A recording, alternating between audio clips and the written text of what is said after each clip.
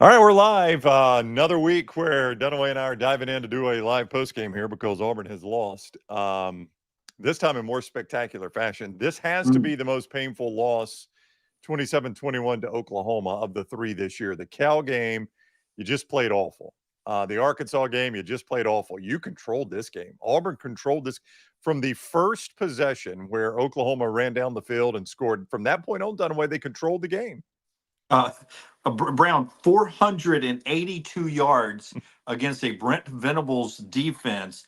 Oklahoma had 291 yards. So you almost have 200 more yards than them, and you lose this football game. And I don't know how it happened. I was getting ready what am I going to say? It's Hugh Freeze's best win yet as a head coach because Oklahoma's ranked, though they seem to be playing one-handed with their quarterback who doesn't have much of a passing attack. And then all of a sudden he slings 163 yards downfield. I don't blame the DB for getting beat because he's probably lulled to sleep all day having to play the run. And then Peyton Thorne throws that pick six, which is just mind-blowing. All I could do was sit here and say, oh, my God, oh, my God, oh, my God. It was an unbelievable sequence. And I can't wait to hear what Hugh says afterwards, what Peyton Thorne says afterwards, because I go back to early in the fourth quarter with about 10 minutes and change to go and a timeout on a third down because the clock's about to run out. And Hugh Freeze just lights into Peyton Thorne because Peyton gave some back. That was animated. Yeah, you had thrown the ball the last two, and he pointed at the clock line, the scoreboard, like, we need to be running the clock. And if you don't understand run pass option, you don't always have to do the pass option, but sometimes it's there. So I take that as Hughes now playing to run out the clock. So from that point forward on, it was one hand tied behind your back offensively for Auburn, where Peyton Thorne was looking to run, and then you have to throw that pass there. And that Brent Venables set it up on that dropping the linebacker into the slant hot route, and then he outran everybody and got the pick six, which makes it even crazier because even if you just make the tackle, there's no guarantee that Oklahoma can get it. No, not with Oklahoma's offense. Lawrence says Thorne has to be done at this point. Thorne played his best game. I don't think Thorne's done at this point. So you're going to go back to Hank Brown in Athens next week? Is that what you're going to do? 21 of 32, 338 yards passing, 3 touchdowns. And a bad pick. That's a bad pick. It's a bad pick, but I don't want to say this, but to me, it seems like it was a coaching problem. You're winning the game. What was it, 21-10? Yep. And basically you chew his ass out on national TV in front of everybody in the stadium for really not holding the gas pedal down anymore. So with a whole quarter of SEC football to play, you're playing to run out the clock at 21-10. And then everything else after that was wait till it gets to 1 second until you snap and run the football. And you got into that situation. And it was a horrible interception. It's just, I just don't, I don't coach. But if you're up 21-10, you're the aggressor, man. You don't have to be doing crazy stuff, but keep playing your offense, man, with a whole quarter to play. Yeah, Cody agrees with you. Didn't understand the entire fourth quarter play calling, he says. I was trying to find this because this goes back to something in one of our internal text threads that we have going. Hunter was running hard. I told you Hunter's going to finish the game with 17 carries. And to me, 17 carries, 97 yards, that's near criminal right there. But you go back to the first time in the red zone, Brown, it was 1st and goal at the 6. That fourth down call. And he didn't touch the ball. I know. He didn't touch the ball. And you go to Sam Jackson on that fourth down, how big is he? 5'9"? Yeah. That guy is tiny. He ran twice. I know. And you run him on 4th and goal where it's going to be packed in the middle. Yards in the middle are going to be, or a yard in the middle is going to be tough to come by. And you don't give it to Hunter or Alston, who are big bodies. You run that little guy trying to, sneak him through a hole, and Oklahoma stopped him on 4th and goal. That ends up being that's an incredibly critical miss. If I just asked you, if I hand the ball off to Jarquez Hunter 3 plays, do you think he can get 6 yards? Yes. Yeah, and if not, I come away from there and say I gave it to my best guy for 3 plays. That's right, and we kick a field goal. And Yeah, you kick a Zach field Alley. goal They at were that point. talking about Zach Alley, the defensive coordinator, by the way, that went to Oklahoma from Jacksonville State. He was at Jacksonville State. He's now the Oklahoma defensive coordinator. And he said to them this week, when he's on the field, Jarquez Hunter's the best player on the field, no matter who else is on there. When I watch film, that's the best player on the field. That guy touched it 17 times today. And as you were just talking about, he did not touch it. And one of the most critical moments now was early in the game, but still, I mean, when you're Auburn, you cannot leave points on the field. You're not good enough to overcome that. Yeah, especially with a field goal kicker I mean, no knock on the kicker, but he is not up to what Auburn standards usually is at Well, kicking he's the football. backup too. I mean, Yeah. he's the backup, to be fair. Yeah. Let's But see. you let a team that just threw the ball 15 times for 161 yards. Now, one of them was a big one, Yeah. for 60 yards, and one was, I mean, 10 completions. One was 60 and one was 35 yards. Yep. Charlie, lifelong Auburn fan, he does not want to hear any player blaming after this. Hand the ball off.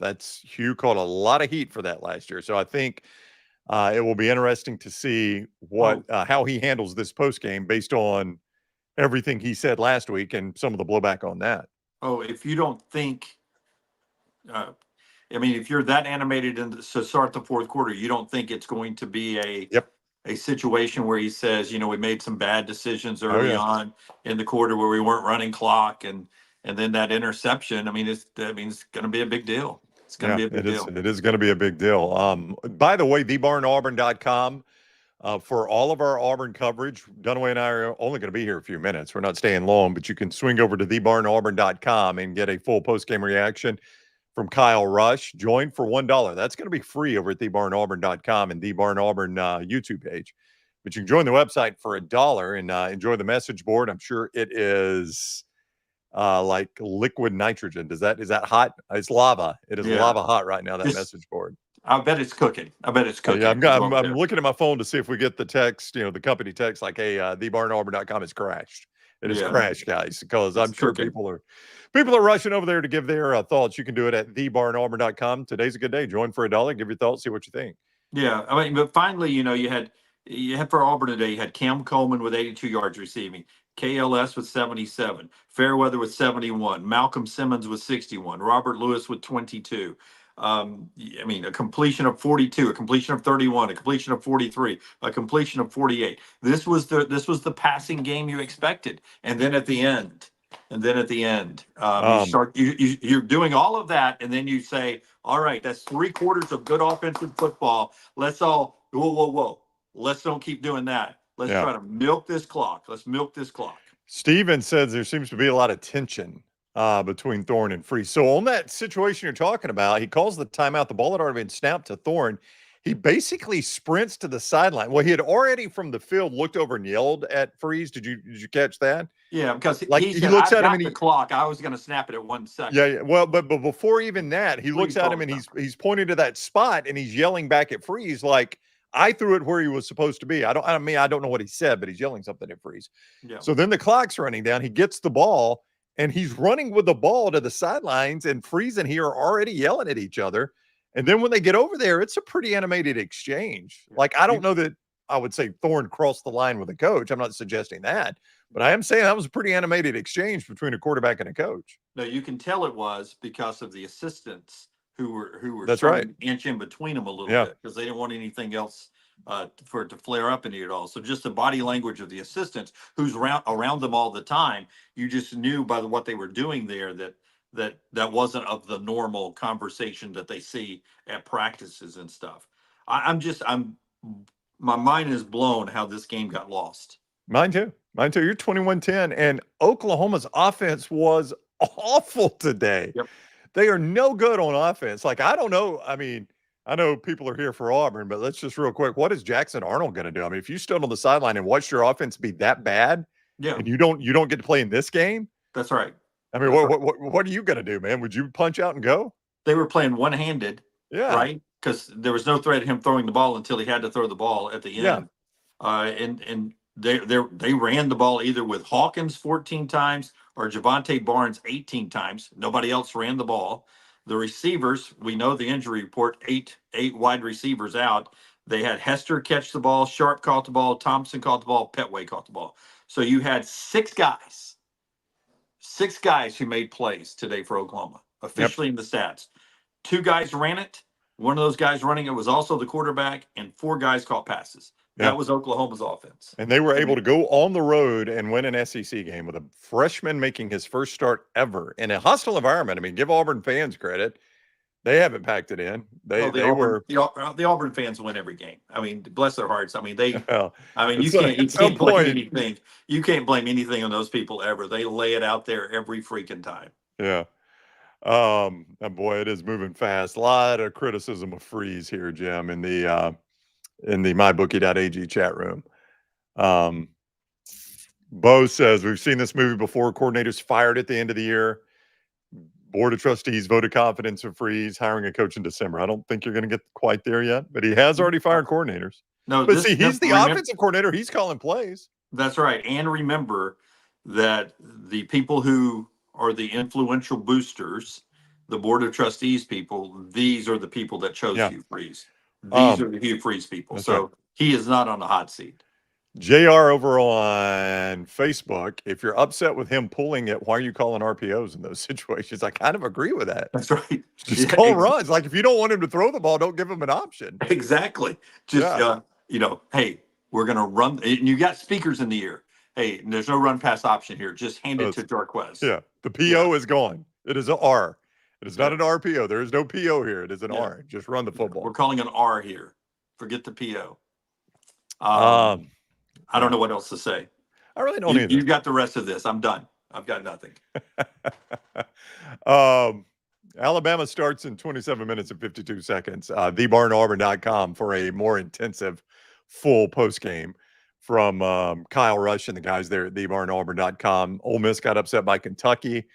UAB got run out of their own stadium by Navy. Been pretty exciting day. I mean, I've had entertaining. This 2:30 window was pretty good. Yeah. Trent Dilfer with a unbelievable post-game comment. That I know.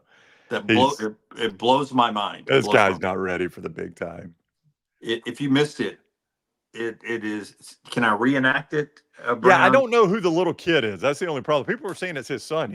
I don't think he's got kids that age. I don't know who the little kid was. Little kid crying could be his grandson. I don't know. Could be grandson. Could be neighbor. Could be UAB fan. Little kid crying in the back. And as the news conference is starting, and he's like, "Hey, he can come up here. There's only 2 people here. This isn't Alabama." I'm paraphrasing. That's pretty much what he said. It's not like this is Alabama. There's only 2 guys here. It's not Alabama. He can come sit up here.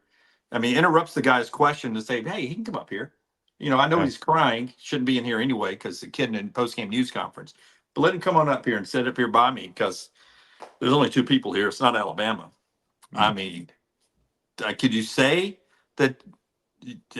Could you take a more shot at your employer at that point? You could not. Yeah, you absolutely could not. We're going to go ahead and take. We're not going to do these last 30 minutes today of the show. It's not like we're ESPN or anything. It's not like we're ESPN. Yeah, I mean, you say that after you've just been run out of your own stadium by Navy, and with all due respect to Navy, but you got run out of your stadium by Navy. You can find that on social media, though. Jeff says Dilfer's going after this year. All right, so we got 2 coaches on the hot seat here. Blake says, how about the Gus Bus breaking down against Colorado? All of a sudden, Colorado, what are they now, 4-1? Yeah, right. That's over with, right? I don't. It's virtually. I mean, it was a blowout. Yeah, that's my upset alert. So it's going to get me back in the game because that's 19.5 for me right there. That's a pretty big hit for you there, Jimmy D. Yeah. I rode the circus into town. Somebody was asking, it's moving too quick here, about a landmine. What was your landmine? I saw you retweet about it. What was your landmine? It's a pretty big one. Pretty big one. We're going to have to address this. When I'm at home, I sort of help out with the social media, and I took Taylor's touchdown, the long one to KLS, and I said 2 first-half touchdowns for Peyton Thorne, looking good for our 9:30 interview Tuesday. And then on the pick 6, I just went back and quote tweeted that one and said, "Oh, no," with a lot of zeros and exclamation points. That pick 6, I could not believe it. I could not believe it. I'm here in my sports room alone, but that pick 6, I just felt myself doing this. Like, I could not believe he threw that pick 6. I was screaming because Maggie's downstairs doing her midterm, and she's got headphones on. Nobody else is in the house, and I've just started going, "Oh no!" Oh I God, know. oh God, oh God. And I said it 8 times as he ran down the field because I knew if they just tackled him or if there was a block in the back, chances Yeah. are they weren't going to score a touchdown. They were Um, equally as bad. I know. NH3425 says KLS is the only consistent player for Auburn. Cam Coleman can make some big plays, but Cam Coleman's playing like a freshman. Cam Coleman is running wrong routes. Yep. There was that incompletion in the first half that was clearly on Cam Coleman. Oh, that first Uh, drive, Brown. It's right there in his hands. yep, he's got Right bad hands. for a first down, he drops it. Yep. Right, and then you give it to Oklahoma, who then gets that 60-yard touchdown run or whatever it was, where Michael Hawkins ran a 40 in 4.4 seconds with pads on through an Auburn defense, and you were like, oh my God. And it all started with him. I mean, nobody's perfect, but Yeah. I mean, he's the best receiver in the recruiting class, and he doesn't catch that pass. And I just was starting to think, I was like, well, Peyton couldn't throw that any better. People are going to blame this on Peyton Thorne, but in the end, he did throw the touchdown to the wrong team. So he's That is fair true. game, I I mean, guess. you just felt like they'd avoided it all day. Like I'm sitting there thinking, boy, when this team doesn't turn it over, Yeah. they're not that bad. I Um, mean, they can run it a little bit. Peyton Thorne could complete some Brown, passes. Brown, 400. Let me get it again, but it was 400. And I mean, it's 482 yards. They almost had 500 yards of offense. I mean, I could go back and look at Tennessee real quick. Tennessee last week. I I bet it wasn't 500. thought I could do it faster than that, but here we go. Tennessee last week. I want to go team stats. Tennessee's offense last week, total yards, 345 yards. Tennessee's got an unbelievable offense, and Yeah. Auburn had about 140 more yards than them. Yeah. I mean, this does not compute how they lost this game. So Jim, next week they're at Georgia. We're about to see what Georgia does against Alabama. But either way, that's a very, very difficult game for them between the hedges and Athens, where they have not won since. Oh, I Is don't it? know. I think it's 99. Am I right about that? Is I that don't know. right? 2005, something like that. Then they're at Missouri, and then they're at Kentucky. And you watch Kentucky today. That is a vicious defense. Is there a bye week in there anywhere? Yeah, there's one bye week in there. The bye week comes Hopefully right now. between Georgia and Missouri. Oh, Yeah, so they play no bye Georgia week next before week. Georgia. No. Georgia next week. Bye week, Missouri, Kentucky on the road, and then back home for Vanderbilt. They're about to start that stretch where they don't play a home game for a month, and then they'll come back home for Vanderbilt. But that's telling you, man. I don't see a lot of wins in there. When you're on the road at Georgia, when you're on the road at Missouri, and you're on the road at Kentucky, the way that defense is playing, it is hard to find wins on that schedule right now. It is. It Yeah. is. I got to do some video work. All right. I could be doing it right now, but I made the mistake of using the phone that I'm editing on. Got to send some pregame stuff out from EG, who's busting her butt over there. Okay. I don't know if you've ever handled the social media side of this football Saturday. EG will send you about 62 videos from pregame, and they're all meaningful. She's working her butt off over there. And one week I had to do both the Alabama and the Auburn one because little T was out, and that was a handful. That was a lot of videos. You can see all that at Next Round Live. So all the post game from Auburn at Next Round Live. We'll see what Hugh Freeze says. Scott handles all that. So anything from the Hugh Freeze news conference coming up at Next Round Live. Almost every week it seems like there's a cringy comment, Scott's got great Lane Kiffin up from earlier today already. Of course it does. Yep. Blake says, what about EG getting... And probably already has great Hugh Freeze. Great Trent Dilfer up too, knowing Yeah. that. What about EG getting pulled over by Secret Service? That was just a security check. Oh. They were doing that for everyone. Her parking passes right at the stadium. So anybody that close, they're going to do a security check. So yeah. Don't How about checking the engine though and everything? I know. Yeah, EG looks very threatening. Yeah, I thought it was crazy when they said, "Okay, mash your brakes, honk your horn."